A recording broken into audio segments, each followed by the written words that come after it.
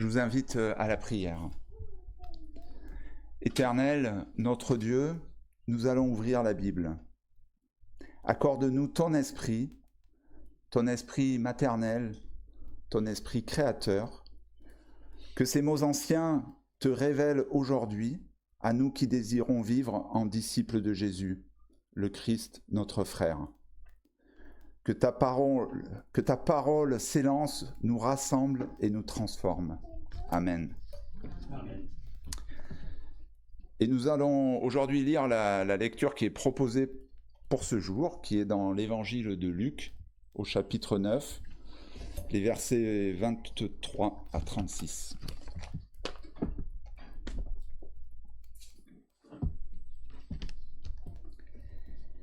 Et il disait à tous, « Si quelqu'un veut me suivre, qu'il s'abandonne lui-même, qu'il prenne sa croix chaque jour et qu'il me suive. En effet, celui qui veut sauver sa vie la perdra, mais celui qui perdra sa vie à cause de moi la sauvera. À quoi bon gagner le monde entier si on se perd soi-même ou si on va à sa perte ? Si quelqu'un a honte de moi et de mes paroles, alors le Fils de l'homme aura honte de lui quand il viendra dans sa gloire et dans la gloire du Père et des saints anges. Je vous le déclare, c'est la vérité, quelques-uns de ceux qui sont ici ne mourront pas avant d'avoir vu le règne de Dieu. » Environ 8 jours après avoir parlé ainsi, Jésus prit avec lui Pierre, Jean et Jacques, et il monta sur une montagne pour prier. Pendant qu'il priait, son visage changea d'aspect, et ses vêtements devinrent d'une blancheur éblouissante. Soudain, il y eut là 2 hommes qui s'entretenaient avec Jésus. C'étaient Moïse et Élie, qui apparaissaient dans la gloire, et ils parlaient avec Jésus de son départ qui s'accomplirait à Jérusalem. Pierre et ses compagnons s'étaient profondément endormis, mais ils se réveillèrent et virent Jésus,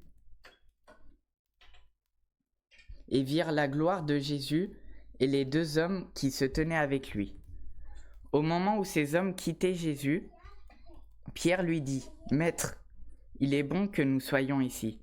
Dressons 3 tentes, une pour toi, une pour Moïse et une pour Élie. » Il ne savait pas ce qu'il disait. Pendant qu'il parlait ainsi, une nuée survint et les couvrit de son ombre. Les disciples eurent peur en voyant cette nuée les recouvrir.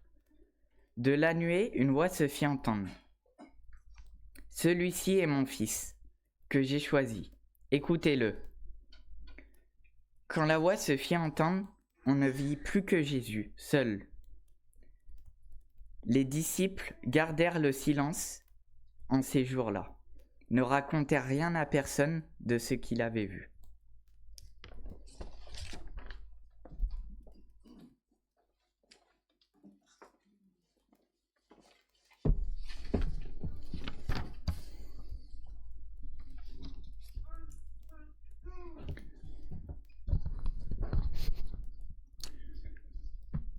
Je me suis souvent posé la question de ce que signifiait suivre Jésus.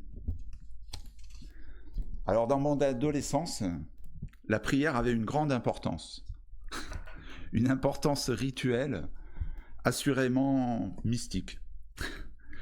Alors je ne connaissais pas la Bible, j'avais eu une éducation un peu sommaire concernant le christianisme, et je me souviens que la première demande du Notre Père était pour moi un vrai mystère. Que ton nom soit sanctifié. Qu'est-ce que cela pouvait-il bien signifier ? Mais l'importance était alors, en quelque sorte, de bien dire le Notre Père, pas vraiment d'en toucher le sens.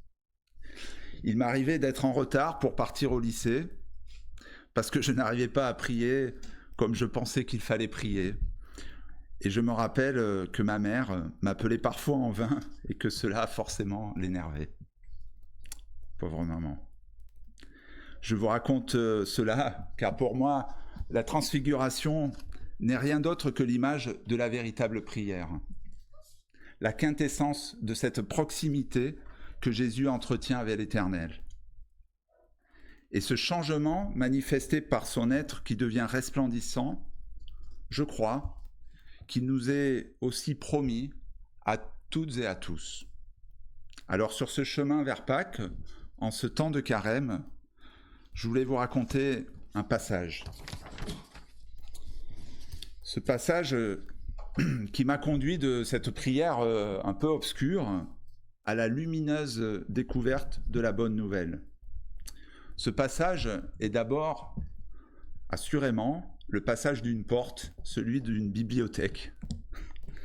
C'était à Villeurbanne, à la fin du siècle dernier. Alors quand je dis à la fin du siècle dernier, on dirait que c'est vachement lointain, mais en fait, le siècle dernier, c'est il y a 25 ans. Bon, c'était un peu plus que 25 ans, en vrai. Et c'était à l'époque, si mes souvenirs sont bons, où je faisais mon service national comme objecteur de conscience. Je pense que je suis un des derniers, enfin l'un des derniers. Parce qu'après, il n'y avait plus de service, donc il n'y avait plus d'objecteurs. Alors, je suis allé consulter une Bible à cette bibliothèque. La Bible, j'ai découvert la traduction œcuménique de la Bible. Et c'était donc à la maison du livre de l'image et du son. Et je me souviens avoir photocopié quelques pages, le chapitre 6 de l'évangile de Matthieu et le chapitre 11 de l'évangile de Luc, parce que j'avais découvert qu'il y avait dans les évangiles le Notre Père et qu'il y avait 2 versions du Notre Père. Alors ce souvenir-là est tout à fait exact, car j'ai toujours ces photocopies. En fait, je les ai gardées avec moi tout ce temps, parce qu'elles me rappellent cet instant où j'ai découvert cette traduction incroyable de la première demande du Notre Père, qui était, à la place de « Que ton nom soit sanctifié », il était écrit « Fais connaître à tous qui tu es ». Alors j'ai alors compris que la première demande du Notre Père était une vraie demande, celle du croyant humble qui ignore qui est vraiment l'Éternel et qui lui demande de se révéler comme l'Éternel l'avait fait pour Moïse. Et oui, parce que quel est ton nom ? C'est en substance ce que demande Moïse dans la prière du buisson, quand il est au pied du buisson ardent, et qui va prier en disant « Bon, je vais aller trouver les Israélites et leur dire « Le Dieu de vos ancêtres m'envoie vers vous. » Très bien, mais ils vont me demander ton nom. Alors que leur dirai-je ? Que leur répondrai-je ? Et là, la révélation qui est faite à Moïse est tout à fait incroyable. Il est écrit « Je suis, je serai ». Alors pour moi, ce sont des versets bibliques extrêmement importants. La connexion entre la première demande du Notre Père et ce passage de l'Exode, où Dieu révèle son nom, sont très importantes et elles m'ont permis de poursuivre différemment mon chemin. J'ai compris la promesse qui était faite dans le Deutéronome et qui est reprise dans les évangiles synoptiques de Matthieu, Marc et Luc. Tu aimeras ton Seigneur ton Dieu de tout ton cœur, de tout ton être et de toute ta force.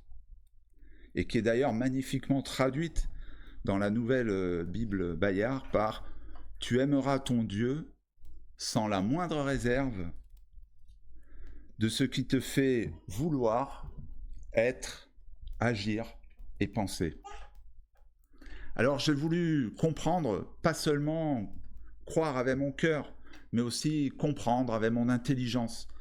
Je me suis mis à lire la Bible, à aimer les subtilités des traductions, les détails qui donnent du sens, les nouvelles formulations qui réorientent la compréhension du texte.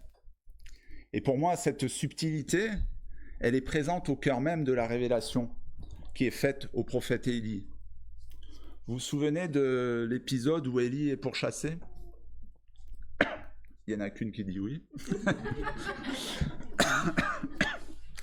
Parce qu'il se bat contre les prophètes de Baal. Et ces prophètes de Baal entraînent les Israélites dans de mauvaises croyances.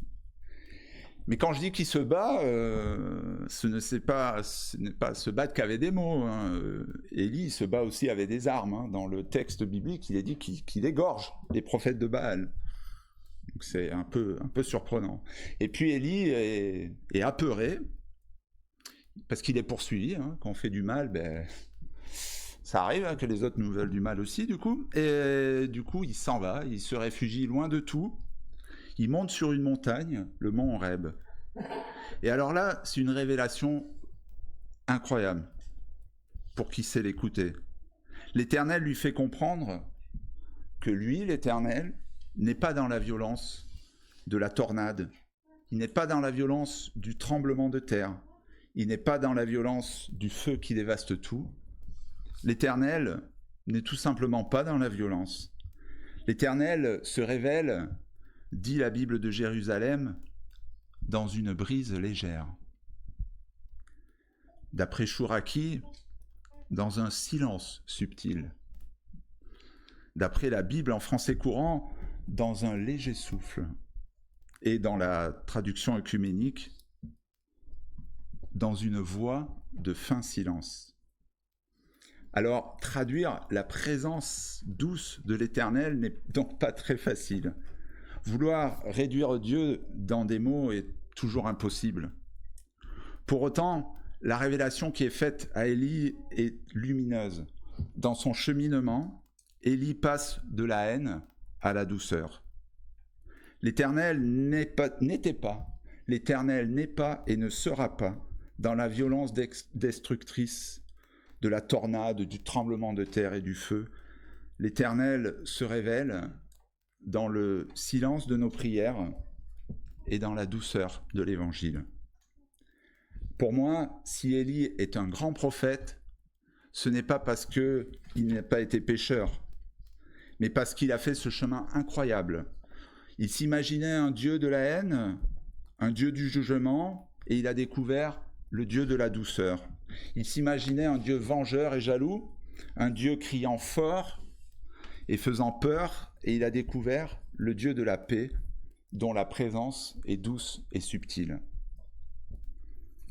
Alors que sur la montagne où est monté Jésus avec Pierre, Jacques et Jean, que la prière de Jésus apparaisse comme un dialogue avec Moïse et avec Élie ne me surprend pas vraiment. En effet, pour moi, dans la prière que nous a laissée Jésus, la première demande résonne donc fortement avec la révélation qui a été faite à Moïse, la révélation du nom, tel que je l'ai découvert en passant la porte d'une bibliothèque. Et finalement, en préparant ce culte, je me suis aperçu que la dernière demande du Notre Père ne nous laisse pas entrer dans l'épreuve, mais délivre-nous du mauvais, était en résonance forte avec la révélation qui est faite à Élie. Choisir la douceur à la terreur, choisir la bienveillance à la vengeance, même quand on est sous pression. Alors voilà pourquoi la transfiguration est pour moi avant tout une histoire de prière. C'est une histoire pour moi sur la profondeur de la prière qui rapproche de l'Éternel et des révélations qui ont été faites. C'est une histoire sur la profondeur de la prière qui rend visible aujourd'hui le règne de Dieu. Alors j'imagine que Jésus priait le Notre Père et que ses demandes font pour lui écho aux révélations faites à Moïse et à Élie. En tout cas, c'était une idée que je voulais partager avec vous ce matin.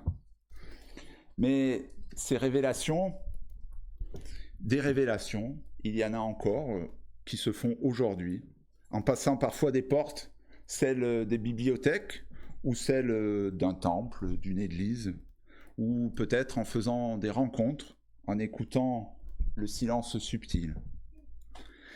Et nous avons la promesse que la prière peut nous faire rayonner. Jésus devient rayonnant en priant sur cette montagne. D'ailleurs, comme Moïse lui-même était devenu rayonnant quand il a ramené depuis le mont Sinaï les tables où il avait inscrit les paroles de l'Alliance, les fameuses 10 paroles. La transfiguration est certes beaucoup commentée comme l'annonce de la résurrection, ce qui bien sûr est vrai, hein. Mais j'insiste quand même en ce temps de carême pour dire que pour moi, cet épisode de la transfiguration me semble avant tout l'annonce que la prière nous changera nous aussi, qu'elle nous métamorphosera nous aussi et qu'elle nous fera nous aussi rayonner. Être rayonnant, c'est plutôt important dans un monde sombre, un monde qui devient de plus en plus sombre. Tant de faux prophètes apparaissent aujourd'hui, tant de riches et de puissants qui veulent, comme disait Jésus, gagner le monde entier et qui expliquent suivre Jésus avec une arrogance tout à fait étonnante, tout à fait déconcertante. Et tant d'hommes et de femmes se soumettent aveuglément à des hommes qui sont forts, puissants, cupides et riches, parce qu'ils imaginent que ce sont des êtres providentiels. Tant de pauvres, d'étrangers, d'immigrés sont fustigés comme étant des parasites de la société. Alors, que font les disciples de Jésus? Que faisons-nous, nous, aujourd'hui? Sommes-nous profondément endormis, comme ce jour-là, sur cette montagne où Jésus prie et où il est métamorphosé? Pourquoi les disciples ne prient-ils pas avec lui pour être aussi métamorphosés? Pourquoi, d'ailleurs, dormiront-ils encore sur le mont des Oliviers, la nuit où Jésus fut arrêté pour être mis à mort? Alors franchement, je ne sais pas pourquoi. Je ne sais pas pourquoi il nous arrive d'être si lourds de fatigue. Je ne comprends pas ce qui brouille notre esprit, ce qui nous plonge dans l'inaction, ce qui nous plonge dans le sommeil. Et Jésus dira à ses disciples, sur le mont des Oliviers, « Quoi? Vous dormez? Levez-vous et priez, afin de ne pas tomber au pouvoir de la tentation. » Je voulais pas vous réveiller, hein.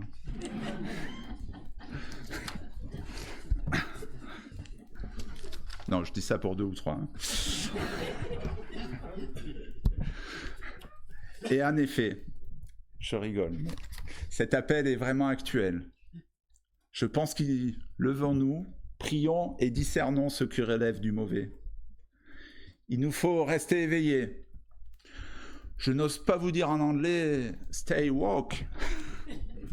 Restez éveillés en français, tellement que ce slogan a pris une tournure politique outre-Atlantique. Que le mot éveillé, woke en anglais, est d'ailleurs conduit à un concept contesté, le fameux wokisme, dit quand même quelque chose du malaise de notre société, de nos sociétés. Notre monde est pris dans la tentation de la force. Des oligarques très riches, des dirigeants extrémistes veulent imposer leur pouvoir écrasant. Ils veulent opprimer, mépriser les faibles, ignorer les minorités. Nous devons, nous, en tant que chrétiens, ne pas rester endormis. Beaucoup se posent la question de vendre leur manteau pour acheter un glaive ou pas. Mais je ne suis pas sûr que répondre à la violence, par la violence, ne révèle pas de la tentation, comme d'ailleurs Élie lui-même en a fait l'expérience. Je préfère pour ma part me tourner vers Marianne Buddy, je ne sais pas comment on prononce son nom, je vais dire Marianne Buddy, cette pasteur, évêque de l'église épiscopalienne américaine, qui, je ne sais pas si vous l'avez vu, mais lors de la prédication pour la cérémonie de prière inaugurale de l'investiture du président américain, eh bien, elle a prononcé un sermon très courageux afin de défendre les immigrés, les sans-papiers, les personnes de minorité sexuelle LGBT, les personnes les plus faibles de la société. Elle a essayé de faire comprendre à un type dans l'Assemblée que si l'on croyait vraiment à un Dieu d'amour, que si on croyait que Dieu nous avait protégés d'une balle, alors nous devions faire preuve de bienveillance envers nos frères et nos sœurs, et non de la haine portée par des discours violents et discriminatoires. Je préfère aussi me tourner vers Martin Luther King et sa méthode non violente, notamment celle du boycott des bus de la ville de Montgomery, durant un peu plus d'1 an, à la suite de la fameuse arrestation de Rosa Parks, qui avait osé ne pas obéir à la demande humiliante d'un chauffeur de bus qui lui demandait de céder sa place à un blanc, juste parce que c'était un blanc. Alors, frères et sœurs, je pense que les possibilités non violentes et efficaces pour faire face à ceux qui conduisent le monde vers la haine sont nombreuses. Mais elles nécessitent des efforts et assurément, elles nécessitent des renoncements de notre part. Après avoir vu Jésus transformé par la prière, les disciples doivent redescendre de la montagne. C'est toujours comme ça. Il y a le temps de la prière et le temps de l'action. Et entre les deux, une brume vient les recouvrir, une nuée les enveloppe, et ils entendent une voix qui leur dit « Celui-ci est mon fils que j'ai choisi, écoutez-le ». C'est un long, long chemin que d'écouter Jésus. C'est un long, long chemin que d'essayer de le suivre. Mais le disciple qui s'engage sur ce chemin a la promesse qu'il passera du sommeil à l'éveil, de la mort à la vie sans fin. Amen.